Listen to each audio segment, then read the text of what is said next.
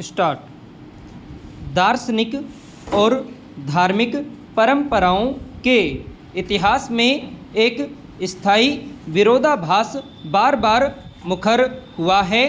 एक ओर वह मूल, सरल और सर्वसुलभ साधना जो सहज नियमों, संयम और स्वाध्याय पर आधारित है, तो दूसरी ओर वे मार्ग जो अपने को विशेष और गुह्य कहकर प्रस्तुत करते हैं और जिनका आकर्षण उनकी जटिलता, नाटकीयता तथा वर्जना भंग में निहित होता है। इस संबंध में आचार्य रामचंद्र शुक्ल के एक विचार पर गौर किया जा सकता है, जिसमें वे कहते हैं, कैसा ही शुद्ध और सात्विक धर्म हो, गुह्य और रहस्य के प्रवेश से वह विकृत और पाखंडपूर्ण हो जाता है। इसी सिरे से क्रिया प्रतिक्रिया के सिद्धांत को केंद्र में रखकर एक बड़े फलक पर भी विचार की संभावना बनती है। विराम पैरा। इसे एक तरह से समझा जा सकता है कि एक व्यक्ति शिखर को लक्ष्य करके पहाड़ की ओर जाती पगडंडी पकड़े चला जा रहा था, मगर उसे मार्ग नहीं पता था। थोड़ी देर चलकर उसे एक और व्यक्ति मिला, उसे भी रास्ता नहीं पता था। दोनों साथ चलने लगे। वे दोनों एक दूसरे को नहीं जानते थे, पर उनका लक्ष्य एक था। फिर उन दो लोगों को एक और व्यक्ति मिला, जिससे रास्ता पूछने पर उसने उसी ऊसर वाले रास्ते पर सीधा चलते जाने को कहा। वे दोनों फिर चलने लगे। एक आदमी रेशम के कपड़े पहने चला आ रहा था। उन्हें देखकर उसके भीतर कुछ जिज्ञासा हुई और तत्काल वह जिज्ञासा मुंह पर आ गई।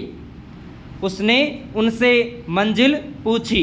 जानने पर उसने उन्हें उल्टी दिशा की ओर जाती पगडंडी दिखाई। पगडंडी से लगती बस्ती बाजार का फायदा गिनाया, फिर आती गाड़ी में बैठकर चला गया। वे दो लोग उसी पगडंडी की ओर निकल पड़े। हाट की तस्वीर से एक को समोसों की और दूजे को जलेबी की याद आ गई। साथ में दोनों को चाय की तलब हुई। चाय की दुकान पर गजलें बजाते रेडियो से चाय का पूरा पैसा वसूल हो गया और सफ़र यहीं पूरा हो गया। पैरा।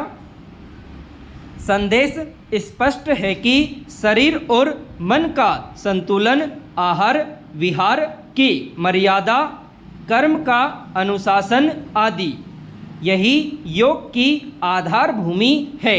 यह सरल प्रतीत होती है, पर यही कठिन है, क्योंकि इसमें कोई बाहरी चमत्कार नहीं, कोई रहस्यमयी अनुष्ठान नहीं, कोई मंचित विस्मय नहीं।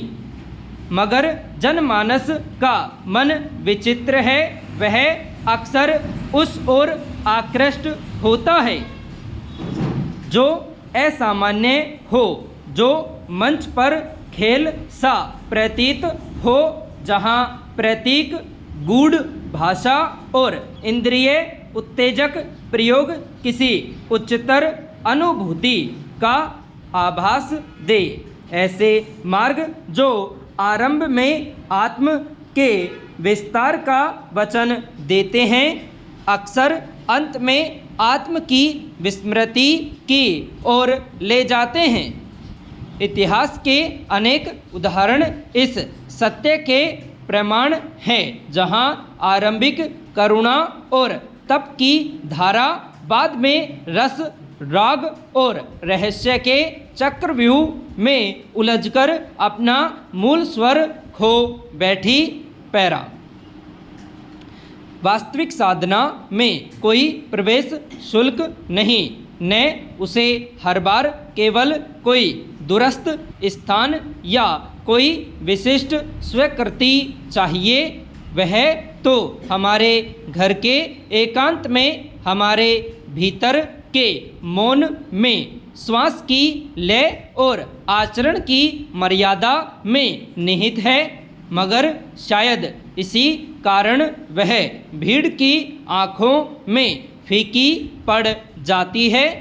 भीड़ के लिए आध्यात्मिकता अक्सर एक तमाशा होती है, जिसे वे देखना चाहते हैं, छूना चाहते हैं और जिसके माध्यम से वे यह अनुभव कर सकें कि वे किसी असाधारण व्यक्ति के साक्षी बन रहे हैं। यह तमाशा चाहे चमत्कारिक उपचार हो या किसी परंपरा विरुद्ध आचरण का सार्वजनिक प्रदर्शन, उनमें नाटकीयता का तत्व ही उसका मुख्य आकर्षण बन जाता है। पैरा।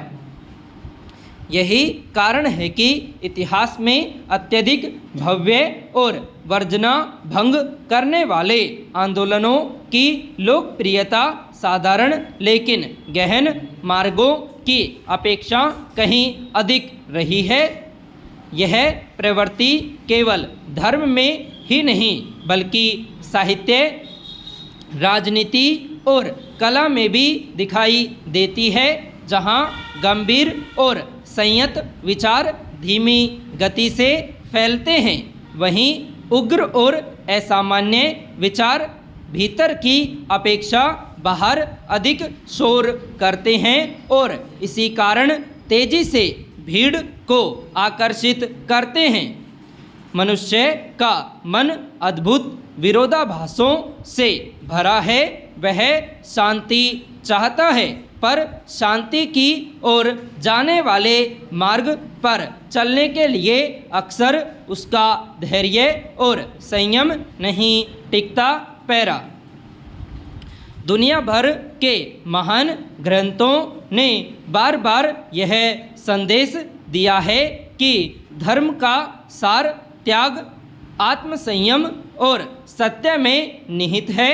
फिर भी गुप्त रहस्य और विशेष योग का प्रलोभन लोगों को इस विश्वास की ओर खींचता है कि साधारण मार्ग पर्याप्त नहीं, उन्हें कुछ असाधारण चाहिए। यही वह बिंदु है जहाँ साधना साधक के लिए साध्य न रहकर दृश्य प्रदर्शन में बदल जाती है। इस विषय पर एक और गहन प्रश्न उठता है कि क्या यह प्रवृत्ति मात्र अज्ञान का परिणाम है या इसमें सामाजिक मानसिक संरचनाओं की भूमिका है। संभव है समाज में असाधारण से प्रभावित होने की यह प्रवृत्ति मानव इतिहास के पुराने दौर से जुड़ी हो, जब समूह नेतृत्व के लिए किसी विशेष या दैवी शक्ति का प्रदर्शन अनिवार्य माना जाता था।